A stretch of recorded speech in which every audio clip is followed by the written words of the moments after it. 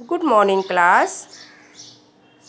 आशा करती हूँ सभी बच्चे कुशल ही होंगे और सही सलामत रहने की कोशिश करेंगे। आज हम लोग नया चैप्टर पढ़ेंगे, चैप्टर 4, कृष्णा और सुदामा। सभी बच्चे कृष्णा के बारे में सुने होंगे। आज मैं आप लोगों को कृष्णा और सुदामा के बारे में उनकी कहानियाँ सुनाने जा रही हूँ। बहुत समय पहले की बात है।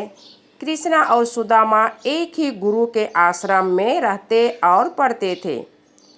दोनों पक्के मित्र थे और एक दूसरे पर जान छिड़कते थे। शिक्षा पूरी होने पर दोनों अपने अपने घर चले गए। कृष्णा द्वारिका के राजा बने, लेकिन सुदामा का जीवन गरीबी से भर गया। एक दिन सुदामा की पत्नी सुदामा से कहा, आप कृष्णा के यहाँ क्यों नहीं चले जाते? कृष्णा आपके मित्र हैं, वे आपकी मदद करेंगे। सुदामा ने अपनी पत्नी का बात सुनकर वह राजी हो गया और अपने हाथ में चावल की पोटली लेकर कृष्णा के घर की ओर रवाना हो गए। रास्ते में उनके मन में विचार आया, मैं तो बहुत गरीब आदमी हूँ और कृष्णा बहुत धनी। वे द्वारिका के राजा हैं। वे मुझे अगर नहीं पहचाने तो मैं क्या करूँगा? फिर भी वो सोचते सोचते आगे बढ़ते गए। वे द्वारिका जा पहुँचे और कृष्णा के महल के द्वार पर खड़े हो गए। द्वारपाल ने पूछा, आपको किससे मिलना है? सुदामा बोले, मेरा नाम सुदामा है, मैं अपने मित्र कृष्णा से मिलने आया हूँ। द्वारपाल ने दौड़ते दौड़ते राजा कृष्णा को सुदामा का नाम बताया। जैसे ही कृष्णा ने सुदामा का नाम सुने, वे सुदामा का नाम सुनते ही नंगे पांव दरवाजे की ओर दौड़े और सुदामा को गले से लगा लिया और उसे सिंहासन पर बैठाकर उसके पांव धोए और उन्होंने दोनों बैठकर बचपन की बहुत सारे बातें की। इस प्रकार सुदामा ने महल में कई दिन बिताए और वह एक दिन घर जाने का फैसला लिया और वह अपने घर जाने के लिए निकले।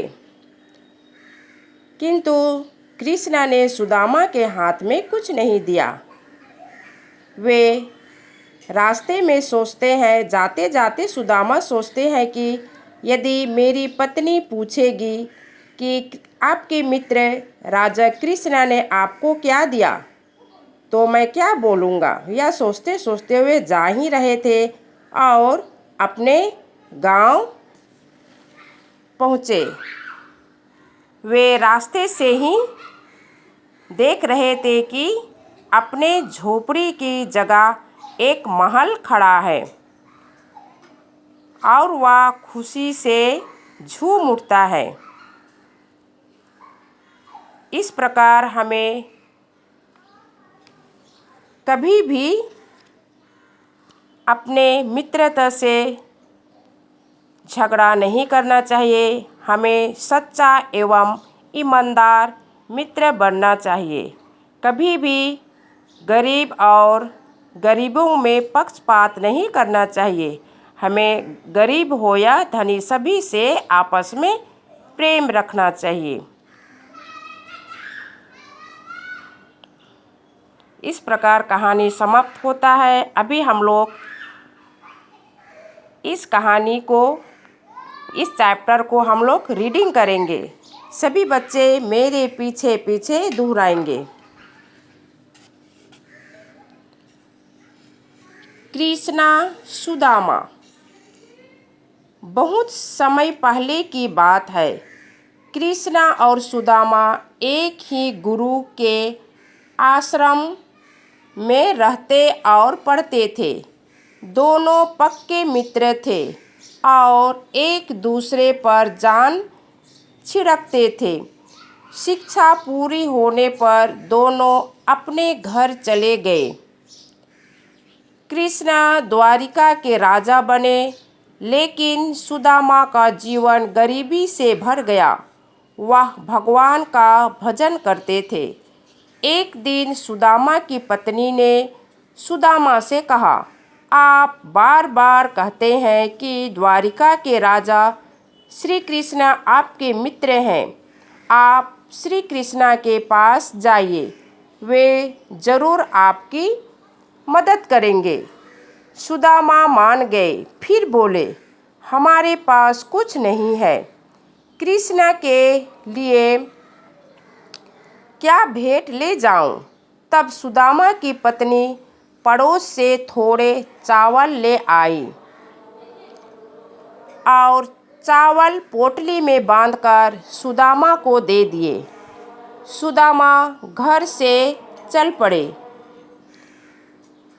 उनका मन डावाडोल हो रहा था। सुदामा के मन में विचार आने लगा कि कृष्ण अब इतने बड़े राजा हो गए हैं, अगर उन्होंने नहीं पहचाना तो। चलते चलते सुदामा द्वारिका जा पहुँचे और कृष्ण के महल के द्वार पर खड़े हो गए। द्वारपाल ने पूछा, आपको किससे मिलना है?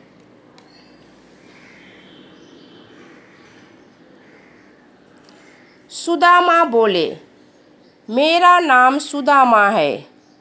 मैं अपने मित्र कृष्णा से मिलने आया हूँ। भीतर जाकर द्वारपाल ने राजा कृष्णा को सुदामा का नाम बताया तो कृष्णा नंगे पैर दौड़े दौड़े बाहर आए। उन्होंने सुदामा को गले से लगा लिया। कृष्णा ने पानी लेकर अपने हाथों से सुदामा के पैर धोए और अपने साथ सिंहासन पर बिठाया। फिर दोनों पूरे दिन बचपन की बातें याद करते रहे और हंसते रहे। अचानक कृष्ण ने पूछा, मित्र, भाभी ने मेरे लिए कोई भेंट नहीं भेजी? सुदामा चावलों की पोटली देने में झिझक रहे थे। कृष्ण ने हाथ बढ़ाकर चावल की पोटली सुदामा से ले ली। कुछ दिन राजमहल में रहने के बाद सुदामा अपने घर लौटने लगे। घर लौटते समय सोचते रहे, कृष्ण ने कुछ दिया तो नहीं। अब घर जाकर अपनी पत्नी से क्या कहूँगा?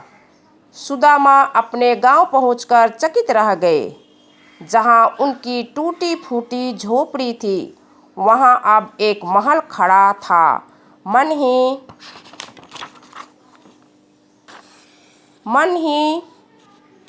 मन में बोले, यह चमत्कार अवश्य कृष्ण ने किया है।